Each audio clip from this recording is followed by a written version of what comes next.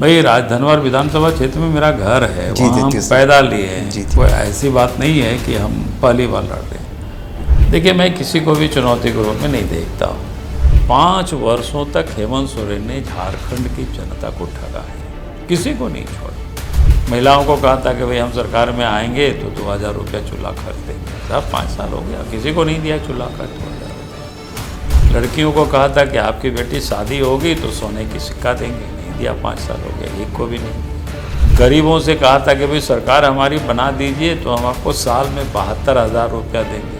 जी। भाई 5 साल में 5 गरीब को भी देता, वो भी नहीं किया। नौजवानों से कहा था कि 5 लाख नौकरी देंगे, 5 लाख नौकरी नहीं तो पिताजी का कसम खाया था उन्होंने। कहा था हम शिबू सोरेन के बेटे हैं, नहीं देंगे तो राजनीति से संन्यास ले लेंगे। भाई पिताजी की कसम खा करके आपने पूरा नहीं दिया। विधानसभा में उन्होंने कहा था कि रोजगार नहीं तो बेरोजगारी भत्ता देंगे। बीए पास को 5,000, एमए पास को 7,000। भाई 5 साल हो गया, किसी को आपने दिया नहीं, तो ये ठगा ही तो हो ना, ठग ही तो है ना। और नई नई तरकीब निकालेंगे। जब चुनाव समय आया तो 3 महीना से केवल 1000 रुपया का लॉलीपॉप पकड़ा दिया।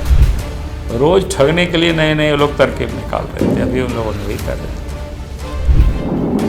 और झारखंड के लोगों को ठगा और लूटा भी। झारखंड बालू को उन्होंने लूटा, पत्थर, कोयला, लोहा, जमीन, सब मिलिट्री सेना की ज़मीन तक को इन्होंने नहीं छोड़ा। आदिवासियों की ज़मीन को भी फर्जीवाड़ा करके इन लोगों ने बेचा सर। तो इतनी जब राज्य में गड़बड़ी है तो ऐसी सरकार को अब दोबारा कौन लाएगा यहाँ पर। नमस्कार, जोहार, मैं हूं देवेंद्र कुमार। आप देखना शुरू कर चुके हैं समृद्ध झारखंड। आज हमारे साथ हैं झारखंड की सियासत का एक बड़ा चेहरा, पूर्व सीएम और भाजपा प्रदेश अध्यक्ष बाबूलाल मरांडी जी। तो बाबूलाल मरांडी जी से झारखंड के जो तत्काल पॉलिटिकल संदर्भ हैं उसके बारे में समझने की कोशिश करते हैं। नमस्कार सर। चलिए, नमस्ते सर। जब से भाजपा की सूची जारी हुई है और उसके पहले से ही भाजपा के कुछ बड़े चेहरों के द्वारा इस्तीफा दिया जा रहा है, इसका भाजपा के चुनावी पर्सपेक्टिव पर क्या असर पड़ सकता है? देखिए, इस प्रकार की घटना कोई पहली बार नहीं होता है और हमारी ही पार्टी में नहीं बल्कि सभी जगह पर होता है चुनाव के समय में थोड़ा बहुत। क्योंकि कई एक होते हैं, नए होते हैं, पुराने होते हैं, सबकी इच्छा होती है कि हम चुनाव लड़ें। लेकिन चुनाव तो फिर एकासे ही लड़ते हैं तो कुछ लोग दुखी होते हैं। तो कुछ लोगों को कहीं अगर जगह दिखता है कि दूसरे दलों से भी लड़ने की संभावना तो फिर छोड़ देते हैं, फिर वहाँ चले जाते हैं। ऐसा होते रहता है, कोई नई बात ये नहीं है। लेकिन पार्टी सबों से बात करती है और हम सब लोग कोशिश करते हैं कि सब लोग मिल करके फिर से उन सारे लोगों को हम लोग मना लें। तो जितना संभव हो पाता है उतना हम लोग करते हैं। लुइस मरांडी का सर भाजपा छोड़ के जाना संथाल की सियासत में क्या भाजपा के लिए एक बड़ा झटका है या एक सामान्य सी गतिविधि है? नहीं, मैं ये कहूँगा कि स्वाभाविक है। कोई दल में वर्षों तक काम करते हैं, अगर वो दल से भी छोड़ते हैं किसी भी कारण से तो थोड़ी सी तकलीफ तो सबको होता ही है। हम समझते हैं कि जो दल छोड़ करके भी गए होंगे उनके अंदर में भी एक दर्द होगा। दर्द नहीं होगा ऐसा नहीं है। तो ये दर्द तो रहेगी, लेकिन उसके बाद भी मैं ये कहूँगा कि भाई आदमी बहुत दिन तक शोक तो नहीं मनाता है, उसका भी एक थोड़ी सी सीमाएं होती है, फिर बातचीत करते हैं और हमें लगता है बाकी सब चीज़ हम लोग ठीक कर लेंगे। भाजपा छोड़ते वक्त लुइस मरांडी जी ने एक आरोप लगाया है कि भाजपा बदल रही है। इस नई भाजपा में भाजपा के जो पुराने चेहरे थे, समर्पित चेहरे थे, जिनका 3-3, 4-4 दशक तक योगदान था भाजपा में, आज वे हाशिए पर हैं। उनका इशारा जो था झारखंड चुनाव सह प्रभारी हेमंत बिश्व शर्मा की ओर था। नहीं, पहली बात तो मैं कहूँगा कि कोई हाशिए पर नहीं होते हैं। दल जब बड़ा हो जाता है, दल का अपना संविधान है, व्यवस्था है। और जैसे हमने कहा कि चुनाव में जो लड़ना तो फिर 81 को ही होना होगा। कार्यकर्ताओं की तो माने लंबी कतार है इच्छा रखने वालों की। तो जिन्हें नहीं मिलता है तो वो स्वाभाविक रूप से इन बातों को बोलेंगे कि भाई पुराने को छोड़ दिया गया। लेकिन अगर आप देखेंगे वहाँ भी तो पुराने को ही लड़ाया गया, कोई नए व्यक्ति लड़े नहीं वहाँ पर इस समय। तो जैसे दुमका से जहाँ ही लड़ती थी वहाँ सुनील सोरेन को लड़ाया गया पिछले लोकसभा चुनाव में। उनको टिकट भी दिया गया था, घोषणा भी हो गया था, लेकिन बाद में फिर सीता सोरेन आई, पार्टी ज्वाइन की तो उनको लड़ाया गया। तो कहने का अर्थ है कि उस समय उस व्यक्ति ने फिर सेक्रीफाइस किया। पहले भी बीजेपी के वो विधायक रहे। तो आज चूँकि वो सीट तो कोई जीता हुआ नहीं था, जीता हुआ कैंडिडेट को तो उनको हटाया भी नहीं गया था। तो इसलिए मैं कहता हूँ कि कुल मिलाकर के पार्टी भी देखती है कि कौन जीत सकता है, किनको इस समय लड़ाना चाहिए। तो कई एक बातों पर विचार करते हुए फिर पार्टी किसी एक कार्यकर्ता को सिंबल देती है, उनके नामों की घोषणा करती है। तो मुझे लगता है कि कोई गलत नहीं है, ठीक है, उनकी तकलीफ़ है जो कि उनको लड़ने के लिए उन्होंने पूरे मन बना रखे थे। तो हमें लगता है कि उनका तकलीफ भी स्वाभाविक है, कोई मैं उसको ये नहीं करता हूँ। अगर हम कहते हैं कि आज भी जा कर के उनको पूछेंगे तो उनको आज भी ये दर्द है। उन्होंने हमें एक चिट्ठी लिखा था, उस चिट्ठी में पढ़ रहे थे, उनका दर्द भी दिख रहा था, झलक रहा था। जी जी जी जी कि जाते जाते भी वो उनको पीड़ा दे जा रही थी कि हम बीजेपी छोड़ रहे। लेकिन चूँकि चुनाव अधिक हावी हो गया कि मैंने चुनाव लड़ना ही लड़ना है, तो फिर गए। हमारी शुभकामनाएं। एक आरोप यह लग रहा है भाजपा पर सर कि भाजपा के जो बड़े नेता थे उनके द्वारा जो टिकट का अपने खुद परिजनों के बीच में बंदरवाट कर लिया गया, और जिसके कारण भाजपा के जो समर्पित कार्यकर्ता हैं उनके साथ अनदेखी हुई, नाइंसाफ़ी हुई। उनका इशारा पूर्व सीएम रघुवर दास की ओर है, चंपाई सोरेन की ओर है, अर्जुन मुंडा की ओर है। नहीं, उसको आप बंदरवाट के इस रूप में नहीं सोच सकते। बंदरवाट नहीं है, ऐसा नहीं है कि बंदरवाट हो गया तो इस प्रकार से।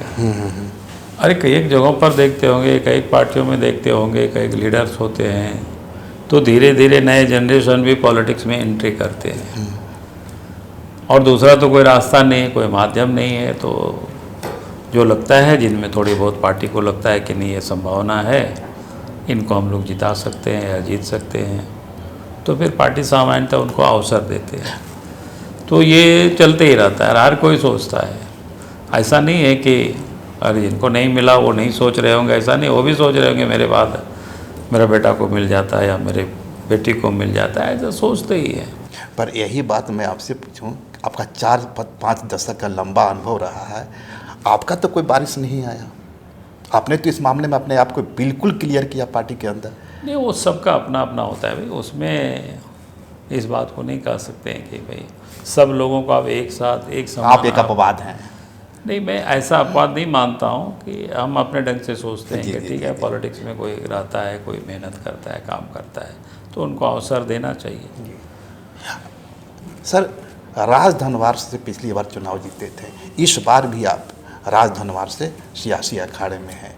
राज धनवार में जब इंडिया गठबंधन के यदि समीकरण को देखा जाए तो एक बार फिर से माले की ओर हिस्से में सीट जाती हुई दिख रही है, और एक बार फिर से राजकुमार यादव वहाँ से आने वाले हैं। इसको आप किस रूप में, कितनी बड़ी चुनौती मानते हैं?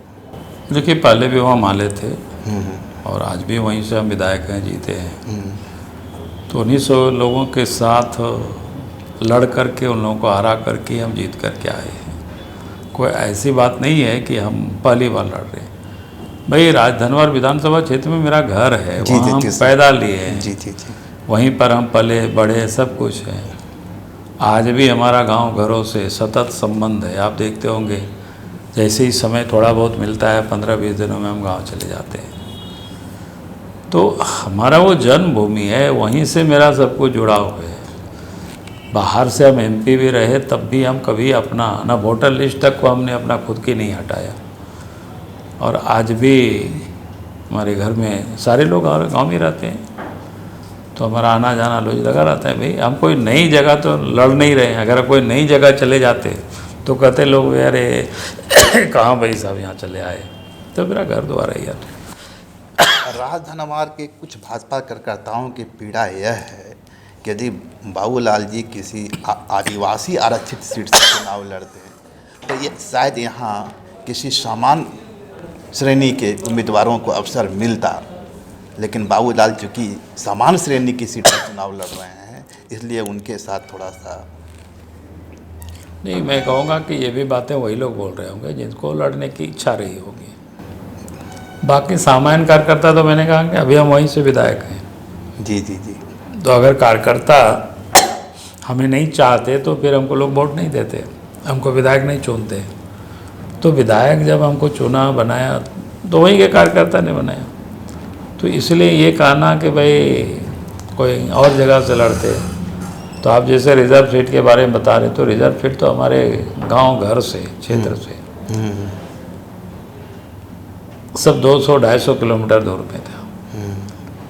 अब बताओ कि लोग कहते हैं यार कहाँ से आ गया बाहर से आदमी। सर सब तो फिर उस हिसाब से तो हम लोग कभी लड़ ही नहीं पाएंगे। झारखंड की सियासत में अब सर उन चंद चेहरों में हैं जो आदिवासी मूलवासी समाज से या अनुसूचित जाति से आने के बावजूद आरक्षित सीट से चुनाव नहीं लड़के गैर आरक्षित सीट से चुनाव लड़ता है। यह तो आपकी उपलब्धि मानी जा सकती है। देख, एक लोग है गांडे विधानसभा से पहले सलखान सोरेन के चुनाव जीतते रहे हैं। इसलिए मैं चंद चेहरों की बात किया। फिर आपका अभी भी कल्पना वहीं से जी जी जी, कल्पना सर। और हम इस समय राजधनवार से हैं। जब मुख्यमंत्री हुआ करते थे उस समय हम रामगढ़ से थे और कोडरमा लोकसभा क्षेत्र से भी हम 4, 6, 9 हम यानी 4 कोडरमा में तो गैर आरक्षित था, वहाँ आपने झंडा लगातार फहरा दिया। तो 4 से 14 तक वहाँ हम MP भी रहे हैं। जी जी जी। तो कहने का अर्थ होता है कि भाई हम जहाँ पैदा लिए वहीं से नहीं लड़ेंगे। यार कहाँ से दूसरा जगह जाएंगे तो लोग बोले कहाँ चला आया ये दूर से, बताओ है। तो अपने मातृभूमि से लड़ना कहीं कोई तो गुनाह नहीं है। एक बार फिर से और लास्ट सवाल होगा सर, इस बार राजकुमार यादव आपको चुनौती दिख रहे हैं या नहीं दिख रहे हैं? देखिए, मैं किसी को भी चुनौती के रूप में नहीं देखता हूँ, क्योंकि मैं मानता हूँ कि जो एक राजतंत्र तो नहीं है कि तलवार लेकर के हम एक दूसरे को लड़ रहे हैं। भाई लोकतंत्र है। हम भारतीय जनता पार्टी के कार्यक्रमों को लेकर के जाएंगे जनता के बीच। जी जी। देश के प्रधानमंत्री आदरणीय नरेंद्र मोदी जी ने जो देश के लिए, गरीब कल्याण के लिए जो काम किए हैं, उन सारे कामों को लेकर के हम जनता के बीच आएंगे। जनता हमें पसंद करेगी, हमारी विचारधारा को पसंद करेगी तो जनता हमें वोट देगी। अगर नहीं पसंद करेगी तो राजकुमार यादव को वोट देंगे, उसमें क्या है।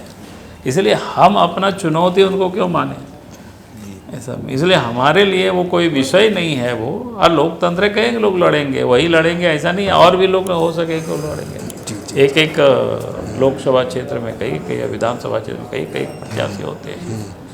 तो इसलिए हमने कहा कि ऐसा कुछ नहीं है, चलते रहता है, लोग लड़ते रहते हैं। लड़े ओके, क्या दिक्कत है, पहले भी लड़े थे। सर मैंने शुरू में कह दिया था लास्ट सवाल है, एक सवाल जहन में और है, क्योंकि आपसे अवसर नहीं मिलेगा मुझे, इतना बिजी शेड्यूल है आपका। झारखंड के इस चुनावी संग्राम में भाजपा किस चेहरे पर चुनाव लड़ रही है? देखिए, पहली बात तो मैं बार बार कहता हूँ, भारतीय जनता पार्टी के लिए चेहरा बहुत महत्व नहीं रखता है।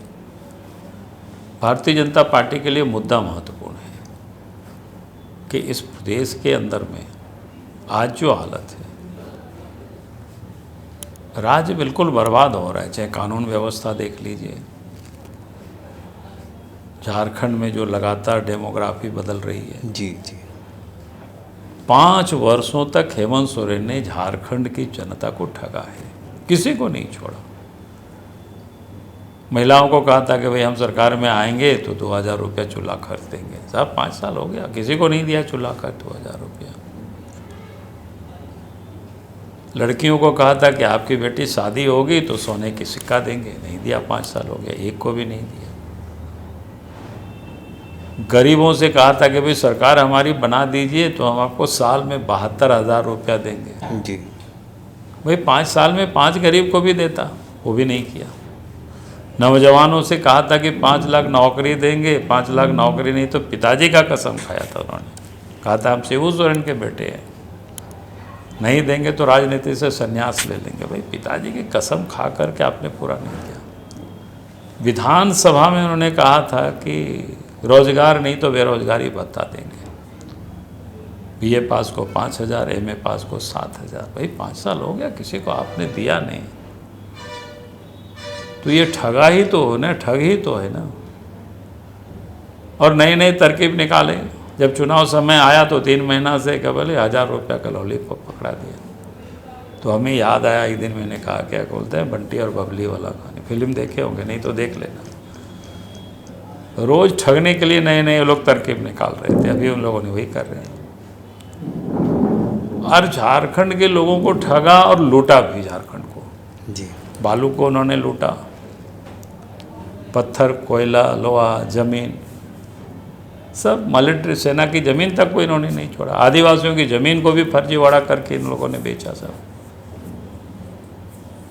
तो इतनी जब राज्य में गड़बड़ी है तो ऐसी सरकार को अब दोबारा कौन लाएगा यहाँ पर। तो इसलिए हमने कहा कि भाई आज के तारीख में जो राज्य की जो हालात है, जो राज्य की जो स्थिति है, अब उसको ठीक करना, उसके लिए हम लोग चुनाव लड़ रहे हैं। चुनाव लड़ेंगे, जीत करके आएगा, सब विधायक मिल बैठ करके पार्टी तय कर लेंगे, भाई जिसको भी मुख्यमंत्री बनाना हो वो बना लेगा, उसमें क्या दिक्कत है। बहुत बहुत धन्यवाद सर आपका। बहुत